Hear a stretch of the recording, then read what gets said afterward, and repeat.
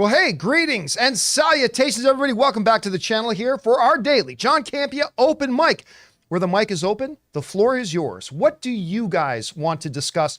That is what we are here to do on Open Mic. If you guys have a topic or a question, we're going to address it here. And there's two different ways you can get a topic or question on Open Mic. Number one, if you're watching the show in any of the 23 hours of the day that we're not live, go ahead and send it into our tip link at streamelements.com/JohnCampea/tip. Or if you are watching as we're doing this live, you can use the super chat feature there in the live chat and send it in there. And if your topic or question is appropriate to be used on the show, we will address it here on the show. I got Ray Aura in the house with his Teenage Mutant Ninja Turtles. Just had some Teenage Mutant Ninja Turtles pizza. I'm not kidding. He actually just had some. He really did. He really did. There's Teenage Mutant Ninja Turtle pizza over there that he ate.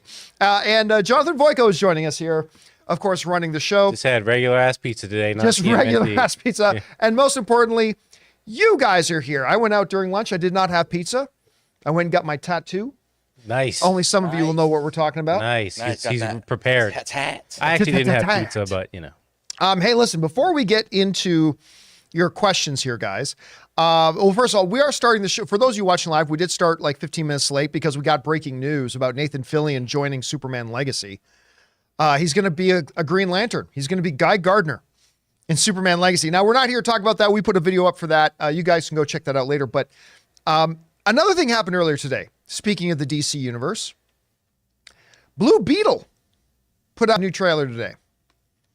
And listen, Blue Beetle has had a really interesting journey so far. What are you laughing at, It was a movie that was destined to be made just for Max and to be dumped on HBO Max at the time.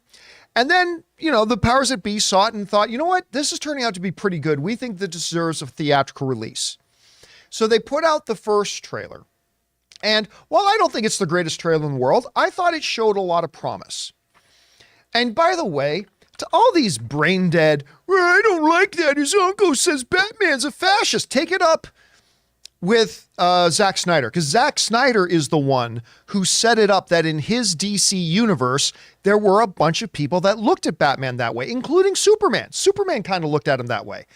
So actually, Blue Beetle's dad or uncle or whatever he is in the movie, he was just being one of the characters that Zack Snyder set up, saying a lot of people in the world are like that. That is how a lot of people in the world looked at Batman at the time. So don't get mad at the Blue Beetle movie. If you don't like it, get mad at Zack Snyder. I personally love the way they set that up in Zack Snyder's world with Batman had gone really to the edge and some people looked at him a certain way, which set up the conflict between him and Superman. Anyway, well, a new trailer for Blue Beetle came out.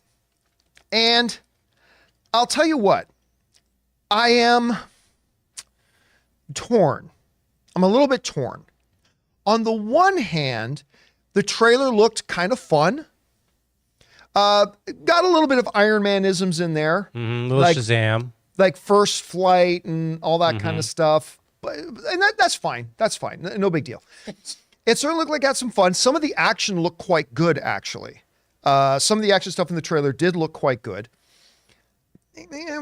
However, you start to lose me a little bit with Grandma, and you turn over and Grandma is holding Jesse Ventura's Old Painless from, if you guys know that reference, good on you. Grandma's Jesse the Body Ventura holding Ray. You can tell Ray's reaction.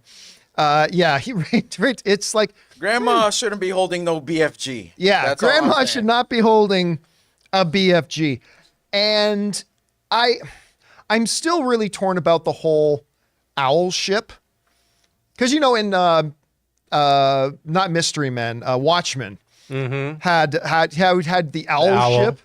I still don't know how I feel about being the owl ship, and all of a sudden, like, Dad, the power of family can pilot the owl ship. There was a little bit of Fast X in there, wasn't there? Yeah, there was family. Little Fast X in there. So I'm a little torn. Like, on the one hand, it looked like there was a good amount of fun in the trailer. On the other hand, there were some things in it that kind of set off a little bit of a red flag. And maybe those things will be kept to a minimum. I am still looking at Blue Beetle as a movie that has promise. I mean, I've always believed it's going to be a movie that totally tanks at the box office. I mean, it's going to flop. The only question is how hard will it flop? That's just the state the DCEU is in. But will it be at least entertaining? I don't know. Ray, you got any more hope that the movie's going to be entertaining watching the trailer? What did you think about it? They should have kept it at one trailer. For real. Okay. No, it's not that the trailer was bad. There's just things about it that worry me. Like, okay, I get the family thing. I accept that because, Spanish people, Mexican people, they're all about the family. So that didn't bother me at all because that's the way it is around me, from my experience with my Mexican friends. The things that bothered me was the corny stuff, the two corny things that happened, which I don't know if you even needed that stuff. Is Grandma going to kill the villain, the big baddie in this movie? Oh, yeah, man. Grandma's I mean, house. like, She'll huff and puff and blow your house down. Grandmas, especially Spanish grandmas, but... What's the word? Abuela? Abuela? But come on, really? Like, that thing looks heavy. I probably can't even carry that. I will say, too, it was a little Iron Man-ish with, like, he's fighting just, like, the opposite of himself. Yeah, there's, like, a lot of... there was a little Iron Man... They took a lot from everything. Warmonger, right? Yeah. Yeah, it felt like there's a lot from everything that was in this movie, and they put it all together in, like, little snippets. Like, the guy he's going to fight is a mirror of him. Yeah, and I don't like the Scarab AI voice. I did like that shot it where... got a little old. It was like, you can do anything. Yeah, where I he can looked do at his back. anything you can imagine. That shot where he looked at his back in the mirror. Oh, that was thing pretty gave cool. Me, ugh. Yeah, I hate like things that. ugh. There were things, like I said, I got some red flags in the trailer, but there were also things in the trailer that I liked. Yeah. Like Xolo, I liked him. They gave us a little bit more of a flavor of what Xolo's going to be like in the role as Jaime.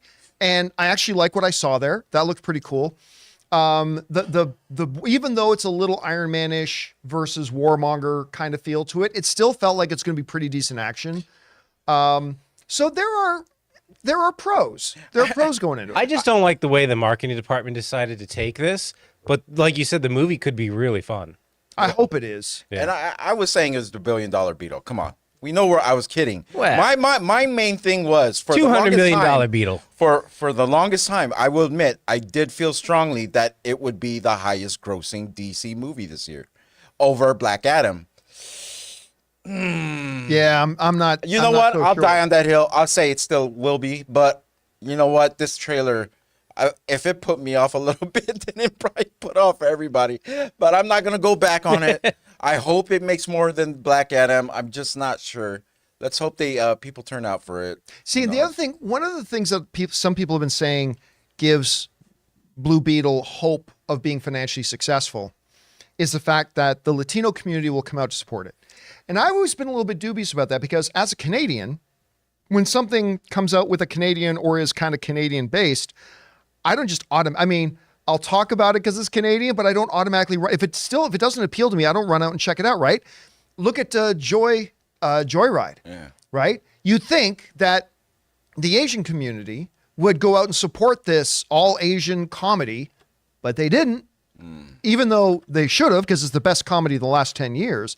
So I'm not, either this appeals to people or it doesn't. I don't think the Latino community is going to run out and support just because it's Latino. And the other thing I really liked about it is, other than her name's Susan Sarandon? Yeah. Yeah. Other than her, Hall of Famer. This feels like a stacked Mexican cast, Spanish cast here.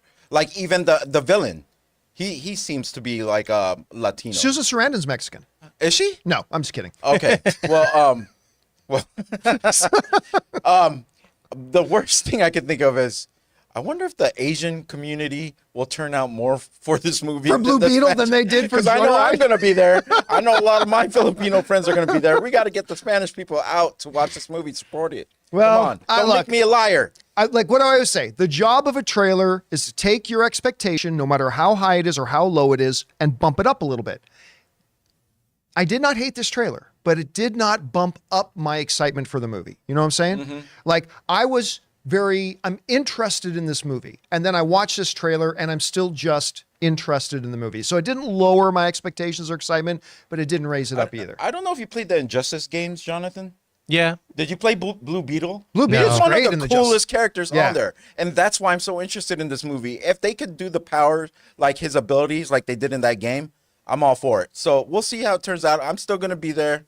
I hope it's not as corny as this trailer made me think it's going to But Grandma with the BFG. That shot, they didn't need that. That's going to be the action scene of the year. What are you talking about? Yeah, no, it just that one's a bit of a red flag. Did she cock it too? Did she cock that thing? Yeah, she kind of did. Oh, no. Does the She BFG kinda need to did. be cocked? I mean, you just kind of loaded and pulled the trigger.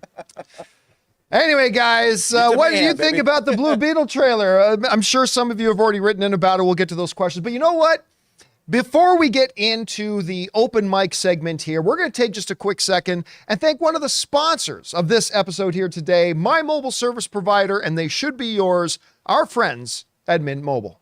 We want to thank a sponsor of this video, Mint Mobile. From the gas pump to the grocery store, your utility bills and favorite streaming services, inflation is everywhere. Seriously, make it stop. Thankfully, there's one company out there that's giving you a much needed break. It's Mint Mobile. As the first company to sell premium wireless service online only, Mint Mobile lets you order from home and save a ton with phone plans starting at just $15 a month. You guys know that ever since I switched to Mint Mobile, I've been saving almost 70% a month over my old phone plan. For people looking for extra savings this year, Mint Mobile offers premium wireless for just $15 a month. By going online only and eliminating the traditional cost of retail, Mint Mobile passes the significant savings on to you. All of their plans come with unlimited talk and text plus high-speed data delivered on the nation's largest 5G network. Use your own phone with any Mint Mobile plan and keep your same phone number along with all your existing contacts. Switch to Mint Mobile and get premium wireless service starting at just $15 a month. To get your new wireless plan for just $15 a month and get the plan shipped to your door for free, go to mintmobile.com/Campea. That's mintmobile.com/Campea. Cut your wireless bill to $15 a month at mintmobile.com/Campea.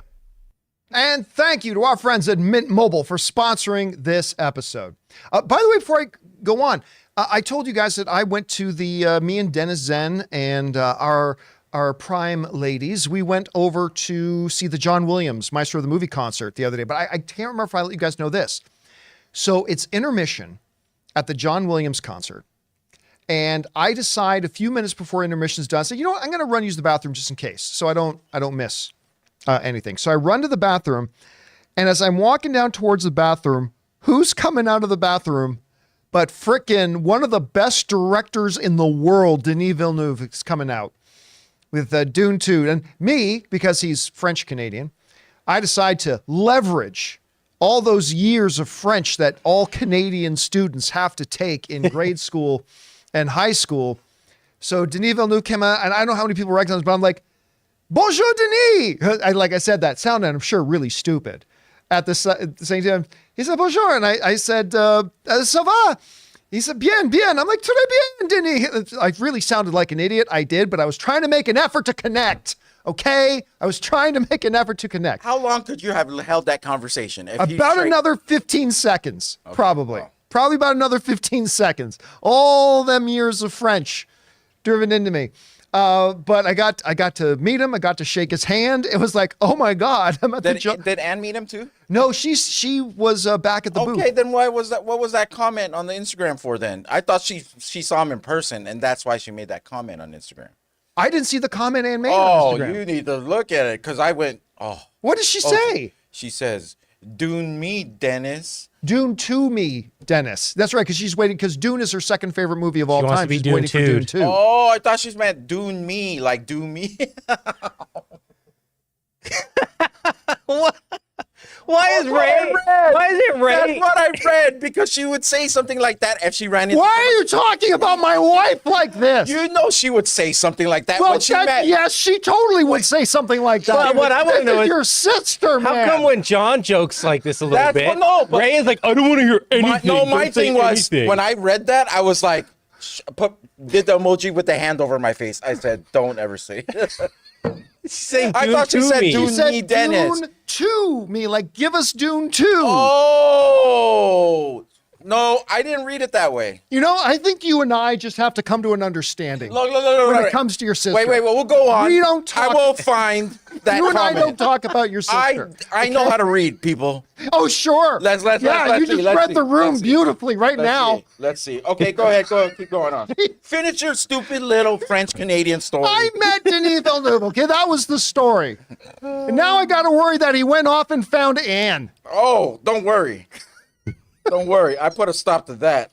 It's like, He went and beat him up for no reason. No, he was like, oh, the brother answered that comment. I can't do it. Hold on. Let's see. But go ahead. Keep going. I'll find it for you. I'll put it up to the camera. I'll show y'all that I'm not a liar. I am the truest. I'm just kidding. Go ahead. It's open mic, guys. What were we even talking about? Oh, yeah, that's my John Williams story. There. Thanks, You Ann, for turned what coming. was supposed to be this happy Wow. joy, me sharing a moment of joy I know. in my movie fandom life. I know. Well, you All started right. speaking French Canadian, so He got flustered. go ahead. Go. Move on. All right. All right, let's get into our how do we recover from this? Let's get on to our question, shall we? Jonathan, what do we got up? All right. Well, the first thing we got is the Murdoch mystery. What areas do you think studios can save in their budgets without compromising quality, especially for superhero films?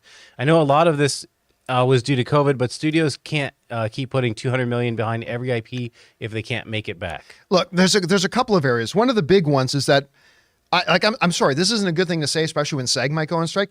Movie stars make too much money.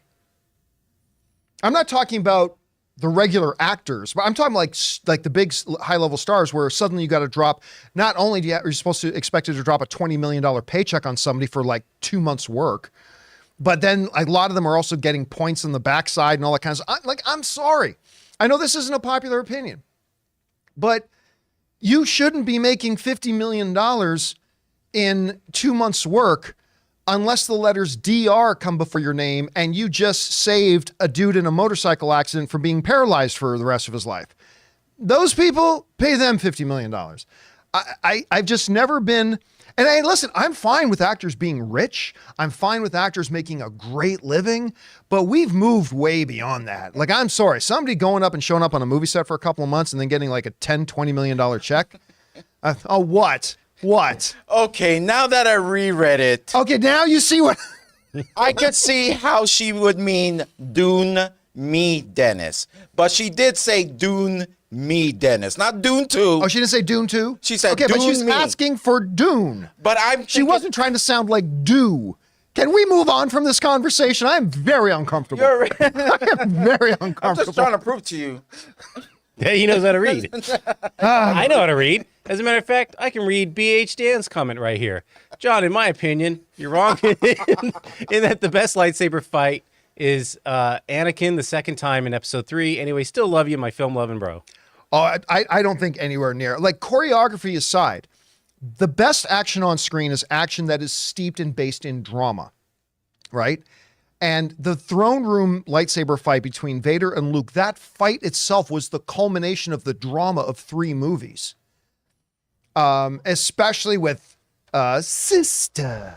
So you have, if you want to, maybe she will, like, blah, blah, blah. And what now? What are you doing? This is the lightsaber fights now. This is how lightsabers work now. They just spin in circles. Oh, so right, we were watching. Wow, that was a stretch. Wait a minute. So we watched the Ahsoka trailer earlier, right? And for those of you in the know, you know that Inquisitors, they have those lightsabers that spin like helicopter blades, That's right? so They spin. cheap, man. So Ray, I guess, was not familiar with this. So he's watching the Ahsoka trailer, and that happens. He goes, "What the fuck is this spinny?" And we're like, "What did you call it?" The twirly. That's a twirly. What's that twirly? They're fighting with the twirly. At least Darth Maul twirled it himself. That looks like it's like mechanically twirling, right? Yeah. Yeah, that's from the cartoon right there. That's so right from stupid. Rebels. That is a Inquisitor weapon. They even use, I know this part's kind of stupid. They'll even use them to fly like helicopter, which is really dumb. But that aside, but it's just so funny. Ray's calling, "What's with the twirlies?" No, and he said, that's why the Sith lost. They got lazy. They can't even spin their own lightsabers. They got to use the twirly. There they are. Oh, yeah, there they are Oh flying my with their lightsabers. lord! Is this in Rebels? Yes. Yeah. Yes, that's in That's Rebels. why I never watched Rebels. Rebels is great. Well, I heard it was. Rebels is great. Rebels is really good. Okay. That's why the Sith lost. They got lazy. Can't even spin their own lightsabers. The twirly. All right. Sorry. Anyway, yes, let's move on. What's next? All right, BHN has a couple more. John, I do agree that Hugh Jackman is a much better singer, dancer, and actor than Justin Timberlake. Let's not sleep on Daniel Radcliffe. He's proven that he's a lot more than just Harry Potter and the Roku movie Weird. I guess through that movie, he's proven listen, he's more. I Even love before Daniel that. Radcliffe. All right, make no mistake. I love him. His performance in the Weird Al Yankovic story, iconic. It's wonderful. I hope he wins an Emmy for it. But let's not pretend Daniel Radcliffe. Like, once he's got 2 Academy Award nominations, let's have a conversation. Like, Daniel Radcliffe, he is great. I love him. He's tremendous. He is no Hugh Jackman. All right? Like, Hugh Jackman is in a rare field. So, yes, Daniel Radcliffe can sing, and he can act, and he can dance. But it's not near the level of Hugh Jackman, of literally a legitimate Broadway lead star. It's just a different level. Although, again, I adore Daniel Radcliffe, and I'm becoming a bigger fan of his as his career progresses. All right, what's next? Okay, one more from BH, who writes, John, if SAG does strike Tuesday night, are you going to do an instant effect segment Wednesday, then call it an early week? No, we can't do that. No, a lot of movies still coming out that are already in the can and still coming out. All right, what's next? All right, CYX or 6 writes, is it interesting that HBO Max managed to overtake Disney Plus, considering from what I have seen, it is around 40 less countries, territories than Disney. We don't have it here in Australia, which is really sad.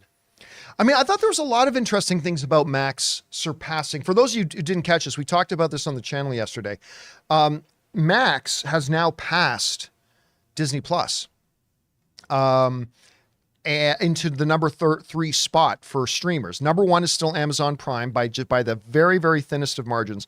Number 2 is Netflix, and now number 3 is Max. Did Max absorb all the other subscriptions too? Like, let's say you just had it for the home network. Remember the home HD TV or whatever? It's Discovery Plus. Did they absorb all those subscribers too from there? If you were a member of Discovery Plus, you weren't just automatically a member of Max. You had to sign up for it. Oh, okay. But in order to watch those programs, you have to be Max now, right? I think, you know what? I'm not 100% sure. Like, I think most of the stuff that was on Discovery is now on Max. Okay. But I think Discovery Plus might still be there. I don't think they shut the doors on Discovery Plus yet, but they should at some point. All right, what's next? All right, Mark Gomez writes, hi, John and crew. Which movie will end up doing better? Dead Reckoning, Part 1, or Barbie? I feel Barbie will easily surpass it. Box office-wise, so many opening night screenings have already sold out. No, Dead Reckoning. I mean, Barbie will beat Oppenheimer, but it won't. I don't think it'll beat Dead Reckoning. I think it will. You do? Yeah, just because no one's ever seen that on screen yet. Barbie, the property itself. Come on, everyone's curious a little bit. Margot Robbie. It looks really funny, I guess. It's one of those movies that it does look good, but Mission Impossible: Dead Reckoning is one of longevity Mission Impossible will have. Well, we're talking about what's going to make more money overall. Oh, okay, yeah. Yeah, I don't. I think the thing with Barbie is it could hit the zeitgeist and just be huge. Okay, but here's my counter to that. While I don't think Mission Impossible: Dead Reckoning will hit $1 billion, it has the chance to hit $1 billion. I don't believe Barbie has the remotest chance of hitting $1 billion. I think it can be a big hit, but I think Barbie, we're talking about a $500 to $600 million film. I think is the target for that. Whereas Mission Impossible, I think that can get to 7, 8, 9, maybe if all the stars align to $1 billion. I don't think it gets to $1 billion, but I just don't see Barbie making as much. Because here's the other thing: when you're talking about overall global totals, I don't know how big Barbie plays overseas. Yeah, and plus it might be a one and done. Like, remember when we're going over the reactions? Did you see a lot of them saying, "I can't wait to see this again"? They just said it was a great movie, right? Like, not a lot of people. I don't often see a lot of the critics though saying, "I can't wait to see it again." That's what it all depends on. If it's a one and done, like. Even if I love Barbie, it will have a huge part of it. Even if I love Barbie, I don't see myself watching it again. Just already right now, I'm going to tell you that. All right, So, you never know. I was surprised though that Deadline is reporting that Dead Reckoning is looking towards a 250 opening. That's not domestic. That's the worldwide. Like, Okay, yeah. like remember when you're talking about opening weekend, the true official opening weekend number is domestic because every movie opens in a different number of countries, so you can't go international. I was shocked by that. Then it's an apples to spaceships comparison. That makes more sense. All right, what's next? Mickey Hoydel writes, I wonder if Oppenheimer is going to change my personality for 2 weeks like the Batman did last year. I'm Batman. That's when a movie's really powerful. You know what's funny? I have no explanation for this. I still don't to this day. I won't say for what. I was being courted for a job in Texas once. And so I had to fly down to Texas, and I spent about 3 or 4 days there. And as I was being shown around this company, and they were pitching me on a job, and I was thinking about it, but I don't know why.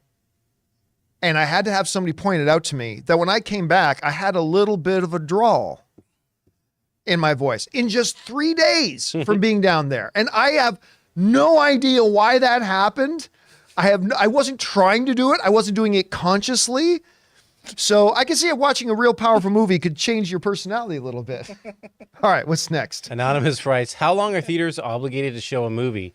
I was going to a $5 matinee to see The Flash, but it was already out of my theater by its third week.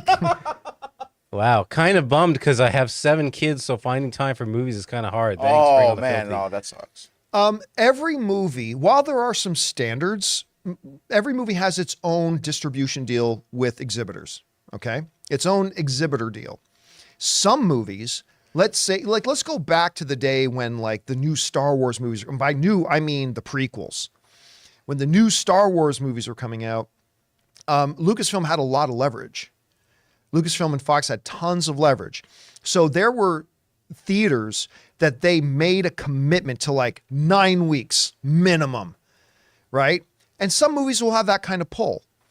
So every movie will have its own thing, but there's no one standard thing. Listen, really at the end of the day, it's the movie theater's house. And if they're playing your movie on their screen and ain't nobody coming to see it, that means nobody's going to the concession stand, nobody's buying popcorn, no butts are getting in the seats, nobody's buying soda, and you are losing them money. So at the end of the day, it's the theater's house. And if they're like, you know what, we can kick you out, put another movie in there that'll at least get 30 or 40 people coming to the screening, and they're going to buy concessions, we're going to make a lot of money. So every film is unique, but there's no one standard about how long is a theater obligated to play a movie. All right, what's next? Trey writes, saw Mission Impossible last night, loved it by the way, and I thought of you before it started when they substituted behind-the-scenes videos about the stunts in the movie instead of showing an ungodly amount of trailers. Was your experience similar? Yeah, because last night was technically, it was an official fan event, right? So while there was a couple of trailers that played, Mayhem, baby. the majority of the pre-show was special feature Mission Impossible stuff. And that I kind of enjoyed. I mean, it also irritated me. It's like, why are you showing me scenes from a movie I'm about to watch? So there's a little bit of that. But it ended up not being it. Yeah, it was still really interesting and pretty fun. All right, what's next? Zach Pasta Sauce Walters. Pasta sauce. What if in Deadpool 3, it's not just the Marvel Fox final send-off, but it's the old Fox Studio send-off entirely? Like, we get cameos from The Simpsons, canceled Fox TV shows, movies, everything. Like, imagine The Rock's Tooth Fairy shows up. I don't think so. I don't know That's about what that. I was saying last week. That's what I think might be. A part of me feels that way. I think they're going to stick to superheroes. Bye. I think you stick to the superheroes. Yeah. Bye. I don't see them doing that. You don't see them saying bye to all these characters that are coming? Simpsons are on Disney Plus, so they can't do that. I mean, so they could use them if they want, but I mean, look, Deadpool, while very funny, a lot of comedy, some silliness and stuff like that, it's not what's one of the big spoof movies lately? One of the stupid spoof movies. Like not another teen movie or something like that? Yeah, not another teen movie. It's not Meet the We Are the Spartans. Spartans, yeah. It's not, it's not that. Like, it's not slapstick satire. It's comedy, yes, but it's not. And I think like having Simpsons pop up or something like that, I think that crosses a line even for what Deadpool, Deadpool has lines, I didn't right? even understand what he asked. I just thought he said that if this was the last we'll see of these X-Men that are cameoing. No. That I think we understand. He's asking if like all Fox characters, not just superhero characters, but like Simpsons and all these other. Yeah, no. Yeah, I don't see them doing that either. All right, what's next? All right. Anonymous writes, hey, John and crew, I know you don't like multiverse stuff too much, but did you ever see the one with Jet Li? It introduced me to the idea of multiverse, and I still love it to this day. Also, unpopular opinion, but I like Blade. I think a lot of people like Blade. Thanks, and bring on the filthy. I love Blade. Who doesn't like Blade? Yeah, the first one? Fuddy-duddy. Fantastic. Or are you talking about the one with sticky fingers? Oh, sticky fingers. Remember that? Pasta sauce. I don't know. I just like saying that. I want that to be my name, except I hate pasta sauce. But But did you see the Blade, the TV show Blade with sticky fingers? Oh yeah. That was okay. I mean, I didn't That's stick being with generous. it. I didn't stick I with forgot it. what the question was. It was about the Multiverse Jet Li movie. I I think it's the one, Yeah, the right? one. Oh, Yeah, one. That yeah, was great. If you go through, a little something.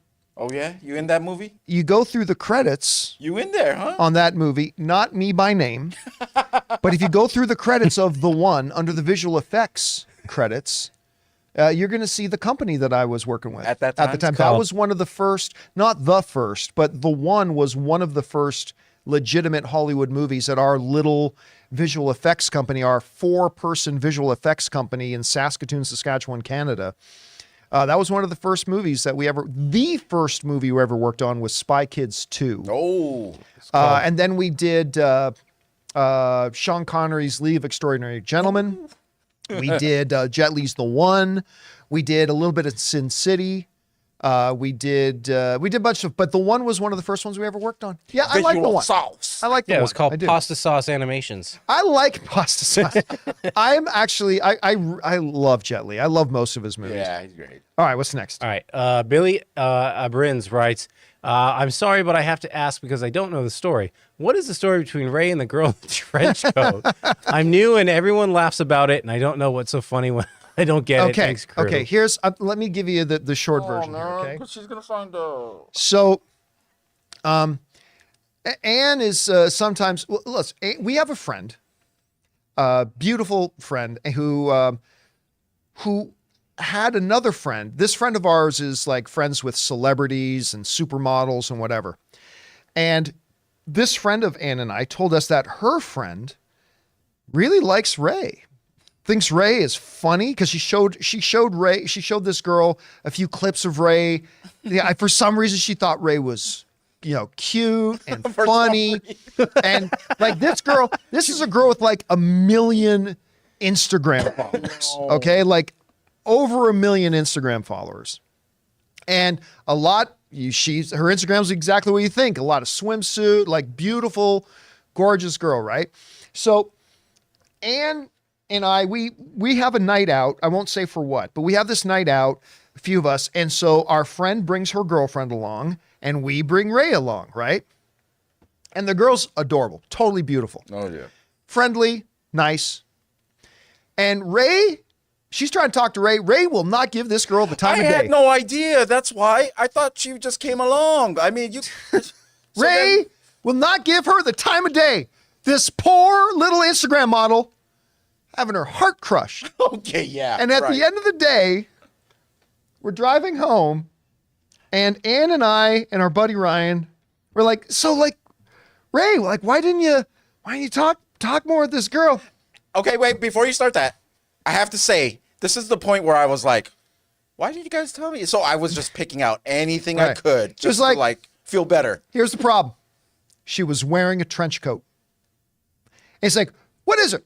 Was she trying to solve crime? Is she there trying to solve crime? Maybe Is that what all she's she was doing? wearing was the trench coat. Is she a detective? Is she a detective? Because it was one of those ones with the pointy collar that go all the way up like this. Oh, she was And Inspector no, Gadget. I hope this doesn't. It was just something I was saying. We're all a little. We had a couple of drinks and we're on the way. I did home. not. in For the San record, I had a couple did of not. drinks, so I was just trying to be funny, but it just got out of hand, and now it's become. And what you called her? What was the name of the dog? The detective McGruff. Oh my What is God! he? McGruff? McGruff, the crime dog. But, like that's the last thing I knew. Someone said Carmen Solving San Diego. crimes. That's the last thing I remembered. Was her that name wore a Carmen? trench coat was Scruff the crime dog. Yeah, McGruff, the Was her crime name dog. Carmen? San Diego? That's the one I should have said. It said. Yeah, as opposed to the dog. Yeah, but Yeah, maybe no, you should I have didn't gone say Carmen dog. San John Diego. said dog. Oh. That is not a dog. No. Beautiful girl. Beautiful girl. lady. Anyway, okay, we got to keep going. What's right. next? That's the story. All right. Audie Hash It Out writes, Yo, crew, Nathan Fillion has been cast as Green Lantern to appear in Superman Legacy.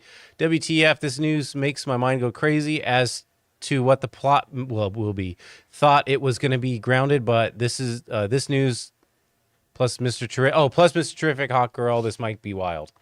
Well, I don't think we can expect to see a grounded Superman movie. One of the things that I'm interested, though, like I said this in the video. We have a video up about this that we put up before we started doing the show, is that what the biggest takeaway for me is that with Guy Gardner, Hawk Girl, and Mr. Terrific in it, James Gunn already said that this movie will not have Superman's origin story, which is great. We've been over Superman's origin story 1,000 times. But this also tells me that this new universe is not new to super beings, that we are starting in the new DCU.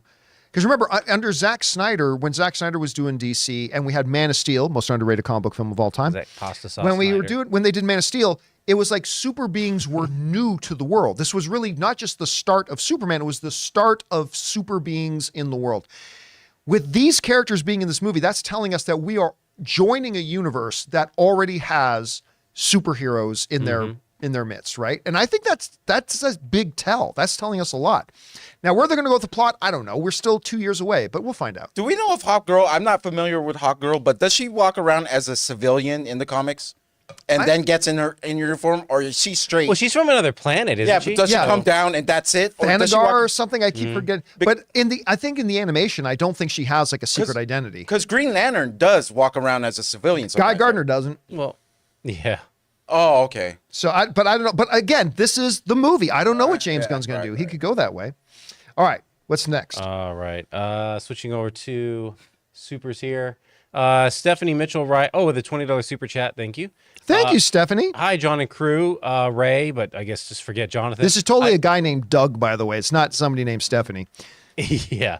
I've seen Joyride 3 times already, and every time it's like the funniest movie I've seen in a long time. People really need to go out to give this comedy a chance. You know what? It drives me crazy. Whenever I hear people go, Hollywood doesn't do anything original anymore. Actually, there's more original films we make today than any other time in Hollywood history. And guess what? When they do put out a wholly original comedy, you know, it reminds me a lot of The Nice Guys with Ryan Gosling and Russell Crowe that Shane Black did, right? Because they don't make anything original anymore. No, they do. They make lots of original stuff. Y'all just don't go out and support it. Nice Guys is a movie that should have been a $700 million movie, and ain't nobody went to go see it. Now, look, I'm not saying if you look at something and it doesn't really appeal to you, you're under no obligation, nor should you be under any obligation. Well, as a film fan, I better go see it. No. Right. If a movie doesn't look like it appeals to you, you shouldn't go see it. Nothing wrong with that. Totally good. But don't then cry and complain that there's nothing original in Hollywood. There's tons of original stuff. Joyride is the best comedy in the last 10 years, at least to me. But it's a delightful, fantastic, wonderful, very original comedy. And ain't nobody now, I told everybody no one was going to go see it, right? Despite the fact that it's awesome. We all knew it wasn't going to make any money. But like, there it is. Great original film. Are you going to go support it? Ain't nobody went out to support it. So this is why I get a little bit of a twitch whenever I hear people go, John, how come nobody puts out anything original in Hollywood anymore? It's all sequels. No, it's not. No, it's not. There's lots of original stuff. We just don't support it. Anyway. All right. What's next? Murray Reich writes, I'm so excited to see Ahsoka, but I'm going to be completely honest. I'm so burnt out from disappointing Star Wars shows after another that I'm tempering my expectations. Here's hoping Filoni knocks it out. 100% that you should be tempering your expectations. I agree, 100%. Yeah. The trailer's spectacular. It is. But like I said earlier today, even though the trailer's spectacular, making spectacular trailers hasn't been the problem for Disney Plus Star Wars shows, right? Obi-Wan Kenobi had great trailers. Ended up pretty disappointed in that show. Book of Boba Fett had great trailers. Ended up really disappointed in that show, right? So I think it'd be very wise to, listen, hope for the best, expect the worst, right? Go into, hope for the best. Hopefully this show can live up to to the hype that the trailers created for me. And we'll see. But yeah, you absolutely are right to temper your expectations. Let's just let the show speak for itself, and we'll see how it does. All right, what's next? All right. Joey writes, the new Toho Godzilla -1 teaser looks great. Can't wait to see it December 1st. Did you have a chance to see it yet? Also, your favorite Godzilla movie? I didn't. I'm going to admit I'm not a big Godzilla fan. I like the newest Godzillas, except that one with Kong versus Godzilla. This iteration of Godzilla. Like I said, I'm late to the game. I like all this sci-fi and all this crazy stuff now. Like, I'm just getting into it. So I like the newest Godzilla. I believe that first one too long for us to wait for the appearance of Godzilla. Remember? Yeah. We watched it with McFall. What's her name? Lauren? No. It was Jedikin. Miri. Miri. Yeah. And I fell asleep. I was sitting right Yes, next you to did. her. You fell asleep because you're waiting it for was Godzilla to show up in long. it. Yep. But I do like this new Godzilla. I can't wait for the next one. So, but I haven't seen the Toei one. Have you? No, I haven't seen it. It's probably animation, right? Yeah, It's I've not probably seen the animation. trailer.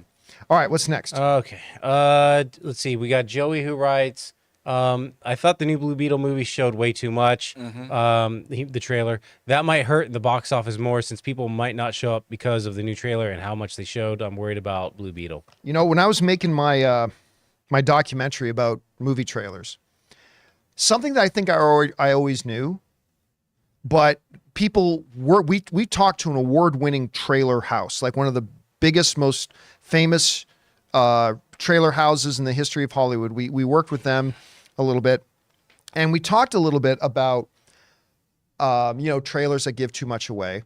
And one of the things that one of the executives told me is, no movie has ever lost $1 at the box office for trailers that showed too much.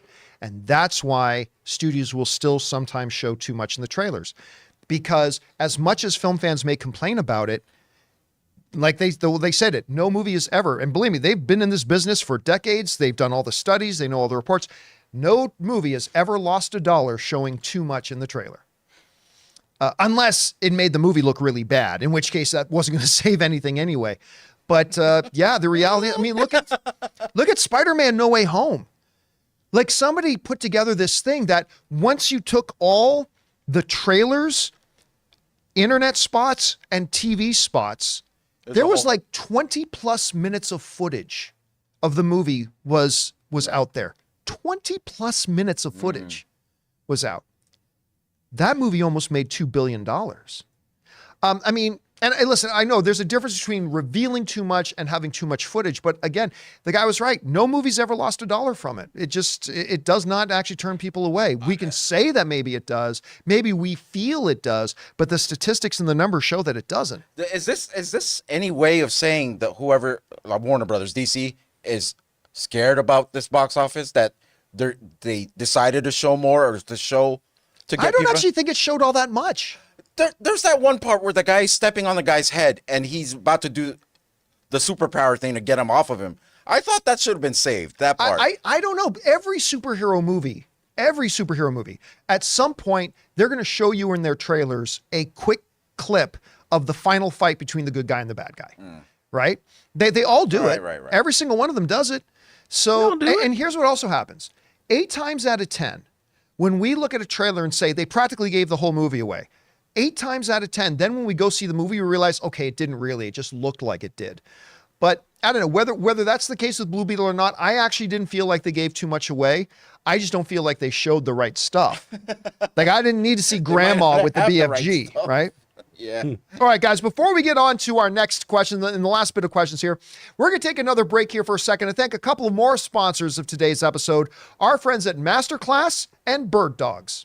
We want to take a moment and thank the sponsor of this video, MasterClass. Guys, you know, as a small business owner, I am finding myself having to be in negotiations all the time, whether it's with new contractors, vendors, or even agencies that represent our company. Now, I don't like to go into these negotiations unarmed, so I found the perfect class on MasterClass, The Art of Negotiation by Chris Voss, a real-life former FBI lead hostage negotiator. Taking this class on MasterClass made me feel a lot more equipped and confident going into all these various negotiations I have to do on a regular basis. With MasterClass, you can learn from the best to become your best anytime, anywhere, and at your own pace. An annual membership starts at just $10 a month, and you get unlimited access to every instructor, thousands of online lessons, exclusive content, insight, and much more. There are over 180 classes to pick from, everything from filmmaking with Martin Scorsese all the way to cooking with the great Gordon Ramsay. In MasterClass, you will find practical lessons that you can apply to your life and work. So guys, get unlimited access to every class, and right now, as a John Campea Show listener, you can get 15% off when you go to masterclass.com/Campea. That's masterclass.com/Campea for 15% off an annual membership. Masterclass.com/Campea. We want to take a second and thank the sponsor of this video, Bird dogs. You know, as a guy, there's only two things that are important to me when it comes to fashion. Looking good, and even more importantly, being comfortable. And that's where our sponsors, Birddogs, come to the rescue. Offering everything from pants like stretch khakis, joggers, and sweatpants, to shorts like gym shorts and swimsuits, and even great looking and comfortable polo shirts. Birddogs, like their stretch khaki shorts, are designed to fit slimmer through the thighs and legs, giving you a truly sculpted look. Birddog shorts fit way better than regular shorts that are made of a stiff, restricting cotton. You see, Birddogs fixed this issue by inventing cloud knit fabric that looks just like khaki, but stretches so you get a way slimmer fit without having to sacrifice movement. And that's just one of the reasons that by wearing Birddogs, you're gonna look good and more importantly, feel good. So guys, go to birddogs.com/Campea for a free Yeti-style tumbler with your order. That's birddogs.com/Campea for a free Yeti-style tumbler. Use code Campea. You won't want to take your bird dogs off. We promise you. In the live chat, somebody just wrote, do bird dogs make trench coats? And thank you to our sponsors, MasterClass and Birddogs. All right, let's get back to the questions. Do they make trench coats? All right, what's next? We'll recommend it. Murray writes, I know WB is desperate, but do you think the new Blue Beetle trailer showed way too much? Feels like I've seen the whole movie. I like the costume, though. Yeah, again, no, I don't. Like I said, 8 times out of 10 to me, whenever people in general say that trailer showed the whole movie, and then you see the movie and you realize it doesn't, that's normally what happens. Listen, there are some examples of when trailers really do just give you the whole movie. But listen, a trailer company does not care, all right? A trailer company's only goal is to put together a trailer that increases the likelihood that people will go see the movie. And sometimes they succeed, and sometimes they fail. But yeah, I never once, myself personally watching, I never felt like I just saw the whole movie, to be honest with you. But that's just me. All right, what's next? Okay, we got Bright, who writes, the beach in the Deadpool and Wolverine picture we got yesterday looks awfully familiar, especially the rocket. Checks X-Men First Class uniforms. I was joking that it looked more like the end of Planet of the Apes. Yeah. But there was a beach. You did it. That looked more like a desert to me. Yeah, than that a looked beach. more like a Yeah, it's a little like instead of like the Statue of Liberty coming up out of sand, it was the 20th Century Fox thing. Yeah. So I don't think there's going to be any connection to that, but you never know. That's an observation. We'll see.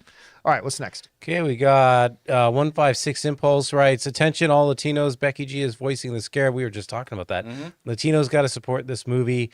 I'll watch it 5 times if I have to. By the way, how is the dog?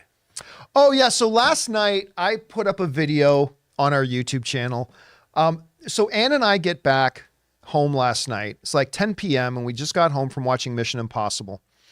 And we back into our drives. And as we're backing into our driveway, I noticed out of the corner of my eye, are we dragging something? I looked over and there's this big gray pit bull. beautiful dog. Beautiful dog walking beside the car as we're pulling up, as we're backing into our driveway.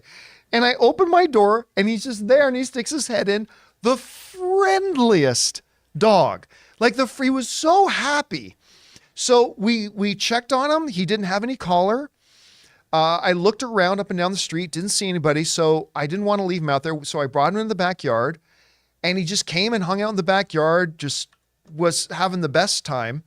So later, so here's how that story ended though. So I just made this video last night saying, hey, I just found this dog and I don't know where it lives, but I'm going to see if I can find his owners later. So later we went out and to see if the dog would naturally go in any direction. Like if the dog lived around there, maybe he'd start walking towards home. And off in the distance, I could hear, right now it's like 11:30 at night. I could hear people going, Dallas, Dallas. It's like, is that you Dallas? And he seemed to respond. I'm like, okay, let's go. So we went and his owners were out looking for him. And that's how the story ended. Great. That's a good story. It's a good story. He ended up at your place. He could have ended up in the worst place. Yeah, and go check out the video. Go look in our video section. It's a video called We Had an Unexpected Visitor or something like that. Beautiful puppy. Beautiful face. Dallas Beautiful fur. Yeah, Beautiful just dog. gorgeous, Good looking. wonderful, friendly, happy dog. It was really great. Okay, what's next? Rampage Petticon writes, was disappointed in the way Ahsoka and Wonka trailers looked, but that new Blue Beetle trailer looks awesome. We're like the inverse. I am completely inverse. No, not completely. Like, I didn't hate the new Blue Beetle trailer, but I thought the Ahsoka trailer looked spectacular, and I love that Willy Wonka trailer. I love it. I'm gonna tell you right now, this Blue Beetle trailer was playing because I was trying to look up the duration of the movie, and it was playing, so I kept turning and watching it.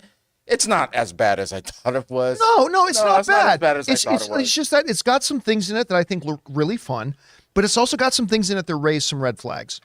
So for me, it was like a push. It didn't make me less excited for the movie. It didn't make me any more excited for the movie. It was just kind of a push. But I am worried about Grandma's BFG. I mean, if there's a lot of that in the movie, we're in for a long night. Unless Grandma's dope. Unless Grandma's dope. All right, what's next? All right. Kingtanic writes, my hope is that DC was waiting until close a month before release to kick off the real marketing, and they keep going hard for the next few weeks. If they do that, I think Blue Beetle can have an okay opening. Yeah, I mean, if they have been really holding back on the marketing for Blue Beetle, because we haven't seen a ton of it, but if they have been holding back to do a bigger push, like in the closing weeks, some movies like to have a long, drawn-out marketing campaign. Some, when they have a more limited budget for a marketing campaign, they like to concentrate it a little bit closer. Because what's the use of blowing your load for a marketing budget 4 months before a movie comes out and then nobody even remembers the marketing, right? So maybe they're doing, I don't know that they are, but hopefully they are. And we'll see if it has any effect. A good observation, Kingtanic. All right, what's next?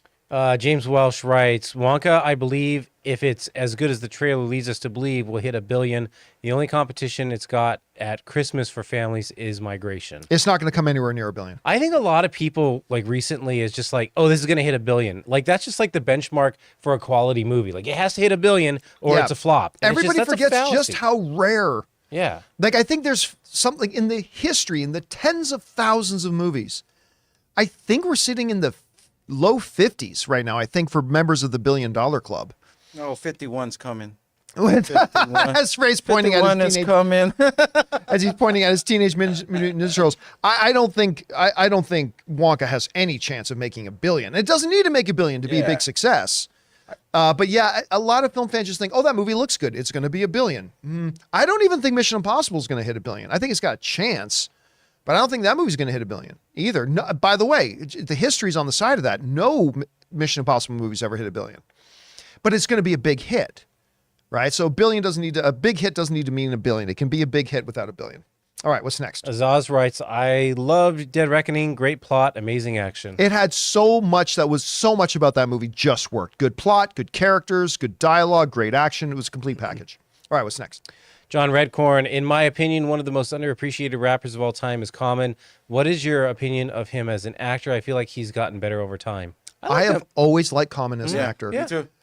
Remember that James Wanted. Wanted with He was great in that. I thought he was so good in that. He was also in this great little movie. Nobody remembers it. It's a Jennifer Garner movie where she played the mom of this special kid. And Common was the soccer coach of the kid. There's a very different kind of role for Common. Oh, wow. Like he's in Silo right now, right? Very common kind of role. Like that is a very common role. Kind of role, yeah, that's a role that's for him for sure. But in this one, I can't remember the name of it. It's like the name of the kid is in the title of the movie. If any of you guys in the live chat remember the name of the movie that I'm thinking about, it's got Jennifer Garner, Common. I can't remember. Anyway. But yeah, I've always liked Common. I think he's a very, very good actor. Of course, in John Wick, he was good in that. John Wick. He was very formidable. I thought he was a good threat to John Wick, to be honest. I mean, I even liked him way back in Smoking Aces. Yeah. Now, I don't think he's ever going to be up for, don't get me wrong, I don't think he's ever going to be up for like an Academy Award, but I think he's a very serviceable actor for a certain kind of role. I would, Timothy Green, that's it, Something Green. It's Something Green. Is Timothy Green, is that the name of the movie? I'm looking through. Do you know about when it came out? How long ago? Here's the thing, John. Look up Timothy Green. Here's the thing. If it's got Jennifer Garner in it, then that's the one I'm talking about. I like Common so much. It's not when I see him in the movie, it's like, oh, he's in there because he's a popular artist. I see them because he works in the role. Yeah, he got the role. He works in the role. By the way, Delusional Patriots fan, The Life of Timothy Odd Green. Life of Timothy Green. Yeah. That was a nice little movie, actually. It was, and Common was a very different kind of role for Common, but I like him very much. All right, what's next? 156 Impulse, Isabella Merced as Hot Girl. Yes. It's going to be really, when I first heard Dora is going to be Hot Girl, Dora. But then I looked at recent pictures of her and I realized she's 22 years old. And it's like, you know what? Yeah, this could totally work. I mean, she's beautiful. She's got a great presence, all that kind of stuff. So let's see how that goes. It's going to be a young group. All right, what's next? King Daddy Goat, thoughts on Nathan Fillion as Green Lantern? Remember, it's not Hal. Yeah, we've got a video up about that. I'm very, very excited. I especially love that it's Guy Gardner. I especially like it's people Guy keep Gardner. thinking he's playing Hal, and he's not playing Hal. Yeah, not playing Hal Jordan. All right, what's next? Okay, Raymond Verrata, funny Wolverine and Deadpool fighting over broken 20th Century Fox logo. Can Ralph Wiggum of The Simpsons sing the 20th Century Fox fanfare? Oh my God, people want The Simpsons. I love Ralph Wiggum. I love Ralph Wiggum. Yeah. I'm in danger. Some of the best one-liners in Simpsons. I love Ralph Wiggum. All right, what's next? All right, John Redcorn writes, I realize that Russell Crowe has played Superman's dad, Hercules' dad, and Kraven's dad in 3 separate universes. The irony is real. You know what's funny? I think it was in Variety. It was either Variety or Vanity Fair, one of the big ones. Russell Crowe just did this feature interview talking about being the eternal father figure now in the superhero universes, right? Getting typecast. he's the dad. He's not Commodus. He's not Maximus anymore, right? He's not that guy. He's the dad. And you know what? I still don't care what anybody says. With all the agreed problems with Thor: Love and Thunder, Russell Crowe as Zeus was not one of those problems. I thought he was great in that role. Yeah. You are not invited to the orgy. I love him in that. With all the problems with that movie, Russell Crowe is not one of them.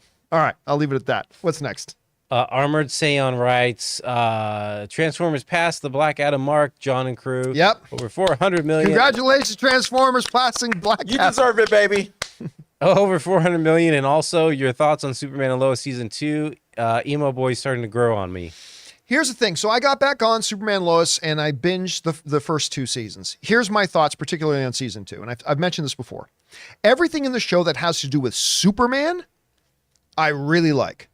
Everything that has to do with Superman and his interactions with Lois, or Superman and his interactions with his sons, I really like.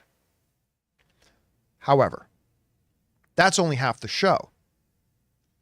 When the show's about little suck boy going, I want to play football, I could not give a shit. When they're talking about the big drug of choice is jangle jangle going around and ex-kryptonite jangle jangle. Oh no, the kiddies are getting addicted to jangle jangle. I don't give a shit. And that's the problem with Superman and Lois. Everything that has to do with Superman was great.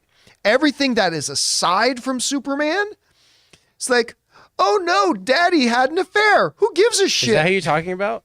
This is but this is Superman Lois season 2. This was I don't think I can watch this. this was an alternate universes version of them. Oh, okay. Yeah, this was actually in some ways they were a better version, but this was an alternate universes version of them. But yeah, everything that had to do with Superman is great. Everything that had nothing to do with Superman was very difficult Just to look watch. up Superman Lois crying, and I bet you it'll show you a picture of that boy.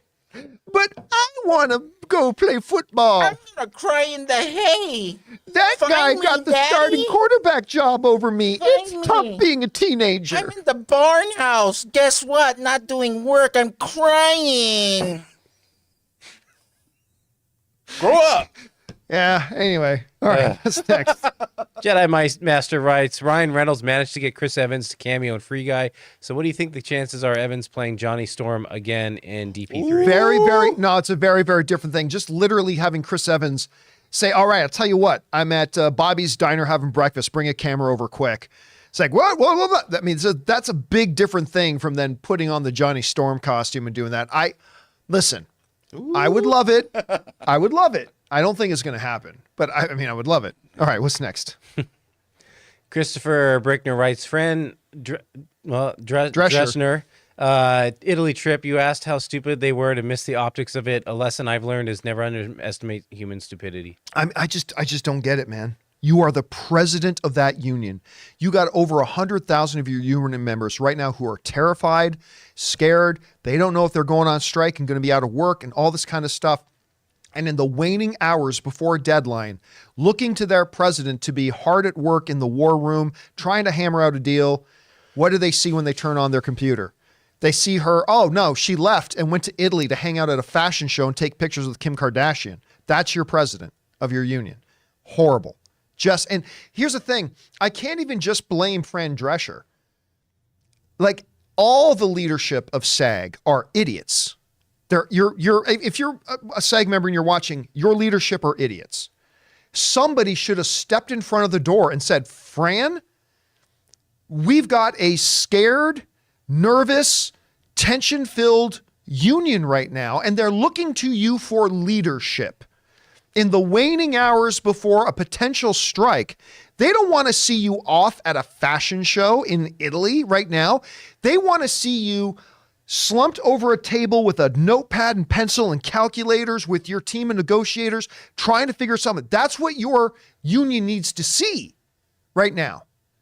You can't, well, I've had this planned for, you want to be president of the union or not? Maybe skip the fashion show. Sorry, I'm getting too worked up about this. I'm not even in the union. I just can't believe how stupid the leadership of SAG is.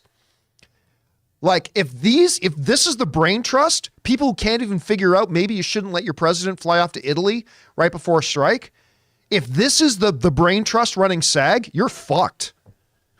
You are all fucked because you got a bunch of clowns running your union right now. It's just, I just can't believe, again, I'm not even putting all the blame on her. Somebody should have stepped in front of that damn door and said, Fran, you can't go. You just can't. What message are you sending to our members if you just take off right now? You got to think about this stuff. Anyway, that's enough for that. What's next? Ramsey writes, finish Andor, amazing. The finale, spectacular. It's the best thing Star Wars has done since the original trilogy. There's things in Star Wars I love outside of the original trilogy, but that's the best of it. Andor is like, it's grown up Star Wars. It's like one of the best things they've ever done. Again, outside of the original trilogy. All right, what's next? Ramsey's back and says, what movie have you walked out of expecting everyone to love and surprised by the reaction? Mine is Last Jedi and Man of Steel. Man of Steel, definitely. Like Man of Steel, I came out, you guys have, a lot of you guys first found me because of our Man of Steel Out of the Theater review. I came out of that really thinking everyone is going to love this movie. And most people didn't. So that one really got me. There's been a couple of them, but that's a good high profile one there, Man of Steel, yeah. All right, what's next? Future Millionaire writes, new Blue Beetle trailer and Superman Legacy cast. Yep, we discussed those already. And like I said, we've got a video up about the Nathan Fillion in Superman Legacy news. All right, what's next? Devin Lita writes, I remember a Joyride movie that was an action thriller from the early 2000s. How many Joyrides exist in our catalog of movies? I think there's like 3. Yeah. Listen, that's why even when you go to IMDb, right, sometimes you'll type in the name of a movie and you'll get a result that says the name of that movie and then in brackets 1, and then in name in brackets 2, and name in brackets 3, because there'll be multiple versions of it, right? And why that happens, I'm not sure, but it's not unique. It's happened before. It will happen again. All right, what's next? Favorite Rocky. Mine was 4, but now it's 1 that I'm older. It's from Ramsey. It's 1 for me too. I think 1 is, I look at it a lot like First Blood. It's just a real movie. It's not necessarily like an action, but I might say 2. I really love. I think it's just called, I think it was Rocky Balboa. Oh, yeah. Oh, yeah, with Mason the Lion Dixon. Yeah, with, when he says to Milo Ventimiglia, it ain't about, what does he say? It's not about getting hit.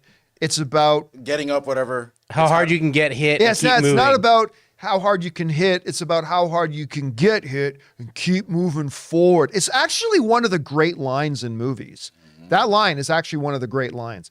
But my favorite is 4. The one with Ivan Drago. The soundtrack that beats them all. In the beating heart, that's about to That burst. is the last song I would have. I like 3 more than 4, but I think maybe 2 is my favorite story-wise. Cinematically 1, I guess. I'm the same as this writer. Well, I mean, that one got nominated for Best Picture at the Academy Awards, right? Yeah. I appreciate it a lot more. And The he won first best one's brilliant. screenplay, I think, right? But it's like his Rambo movies. Right. It's The like First Blood. first movie That's a real is movie. very unlike all the rest. I hate that first movie though. First Blood? I mean compared to the second one. Well, the other ones are like muscle-bound action. coming but to the get first you, one is Murdoch. like- First Blood's actually like a serious drama Yeah, I with know. action. There's a lot of Rocky 1 is very different from all the Rockies. right. The first Rambo movie, First Blood, is very different from all the other Rambo movies. But yeah, I mean, number one's pretty great. Yeah. All right, what's next? Mumra writes, why did they keep the scene where Barry breaks into his neighbors to steal beers in the Flash when that happened in real life with Ezra's court case? I didn't remember that part. Why would you take it out just because of that? Like, really? I mean, Oh, I remember now. Yeah, Yeah. but that was so like innocent. That was just like a let Yeah. me phase through and grab a beer for this yeah, girl. that would be making a much bigger deal out of it than necessary. It's like, oh no, he It didn't make money, so that's like saying, hey man, there were parents accusing him of trying to groom their child. Better take out that scene when he's in the street and the girls are talking to him and say, we love you, Flash. And he Yeah. says, you are also very nice. Like, That's the should they have character. taken that out? And then too? you missed the great bit of how the beer explodes. Yeah. I love that part. Listen, I don't care what anybody says. That Flash movie is a great movie. yeah, it's a good movie. It had all the problems that came along with it, but I still to this day I don't give a crap what anybody else says. That was a really great movie. I enjoyed it a hell of a lot. All right, what's Ramsey writes, starting to think Apple is second after Max. Well, like when it comes to overall quality? yeah, Listen. I wouldn't argue. They're doing a good job and they're taking it slow. They're doing the old crawl, walk, run philosophy. Build that library. They're moving real slow, but it seems like everything they put out is top quality. And I'll tell you what, people laughed at me last year when somebody wrote and said, like, 5 years from now, what are going to be the big three streamers? And I said Apple TV Plus, and people said, "Oh, come on, John." Blah blah. I'm like, listen, they were already showing some quality. They got all the money in the world, like literally, they have all the money in the world, and they've got a great platform and they've got time. And they're showing they're serious, man. All right, what's next? King Daddy Goat writes, Tom Holland said he's been sober for a year and a half now. I like to think Tobey Maguire might have helped Holland while filming. I didn't know he had a problem with Yeah, drinking. I didn't know either. I don't know if he had a problem where he just decided he didn't want it to become a problem. Mm-hmm. Either way, as somebody who doesn't drink myself, I think nothing bad ever came in somebody's life because you didn't drink. Just Again, boredom. I'm not trashing on anybody who does drink. There's nothing wrong with drinking. If you're an adult and you handle things in moderation, nothing wrong with it at all. I'm just saying nobody has ever gotten in trouble in their life because they didn't drink. Exactly. Right? Yeah. Nobody blames a bad decision. Man, you got to forgive me. I didn't get drunk that night. That's why I made a bad decision, right? Like that's never happened ever in the history of mankind. All right, what's next? Delusional Patriots fan writes, just simply Ray. I guess I'm just Ray! excited for Ray. All right. Ray! What's next? Patriots. Man, a lot of love for Ray. And then the next one is Devin Lyda, who writes, Ray Aura is a man. I think it means the man. He's probably Ray Aura Is a man. Yeah, like Nathan Fillion. So on that note, I guess we're done. Is that it? That's it. And guys, ending on the confirmation Is that Ray a man. Aura Is is the a man who apparently doesn't think very highly of his sister, and God help you if you're a woman that Wow. wears a trench coat. Ladies and gentlemen, that'll Go get do that it. tattoo. We'll see what happens. What's that? Go get that tattoo. That'll do it for today's installment of Open Mic. Thank you so much for being here, making this little show a part of your day. I want to thank, of course, Ray Aura, Yep. Jonathan Voico, All right. and big thank you to all of you guys who sent in those questions, either via the tip link or using Super Chat. Number one, because you gave us great fun things to talk about. But number two, you supported this channel as you did it. And all of us involved, thank you guys so very much for your support. Don't forget to come on back and join us again tomorrow. That'll do it for us, guys. My name's John Campea. And until next time, trench coat.